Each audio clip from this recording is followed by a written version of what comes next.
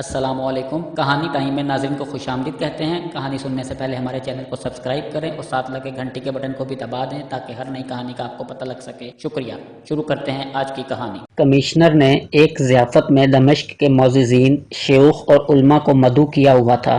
इस ज़ियाफ़त में एक सफ़ेद दस्तार बांधे, दूध की तरह सफ़ेद दाढ़ी वाले बुजुर्ग भी आए हुए थे।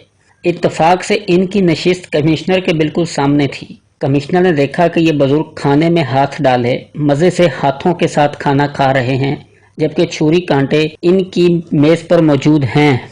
ऐसा मंजर देखकर कमिश्नर साहब का कराहत और गुस्से से बुरा हाल हो रहा था।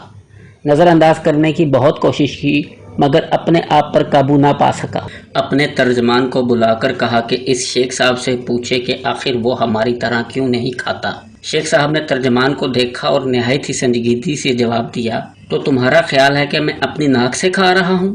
कमिश्नर साहब ने कहा, नहीं, ऐसी बात नहीं, हमारा मतलब ये है कि आप छुरी और कांटे के साथ क्यों नहीं खाते।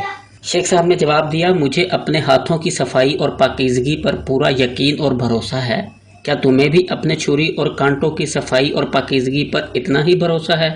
शेख साहब के जवाब से कमिश्नर जल भुन कर रह गया। इसने तहैया कर लिया कि इस अहानत का बदला ज़रूर लेगा।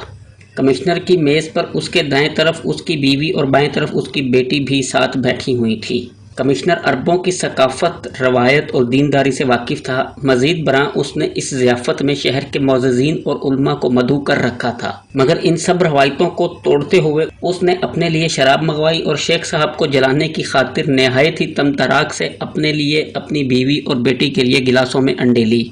अपने गिलास से चुस्कियां लेते हुए शेख साहब से मुखातिब होकर कहा, सुनो शेख साहब, तुम्हें अंगूर अच्छे लगते हैं और तुम खाते भी हो, क्या ऐसा ही है ना? शेख साहब ने मुख्तसरन कहा, हाँ। कमिश्नर ने मेज़ पर रखे हुए अंगूरों की तरफ इशारा करते हुए कहा, ये शराब इन अंगूरों से निकाली हुई है। तुम अंगूर तो खाते हो मगर शराब के नज़दीक भी नहीं लगना चाहते। ज़ियाफ़त में मौजूद हर शख्स कमिश्नर और शेख साहब के दरमियान पेश आने वाली इस सारी सूरत हाल से आगाह हो चुका था। सबके चेहरों से नादीदा खौफ के साए नजर आ रहे थे और हर तरफ खामोशी थी, मगर शेख साहब के ना तो खाने से हाथ रुके और ना ही चेहरे पर आई मुस्कुराहट में कोई फर्क आया था। कमिश्नर को मुखातिब करते हुए शेख साहब ने कहा, ये तेरी बीवी है और ये तेरी बेटी है। तेरी बेटी तेरी बीवी से आई हुई है, तो फिर क्यों तेरी बीवी तो तेरे ऊपर हलाल है और तेरी बेटी तुझ पर हराम है। मुसन्निफ लिखता है कि इसके बाद कमिश्नर ने फौरन ही अपनी मेज़ से शराब उठाने का हुक्म दे दिया था।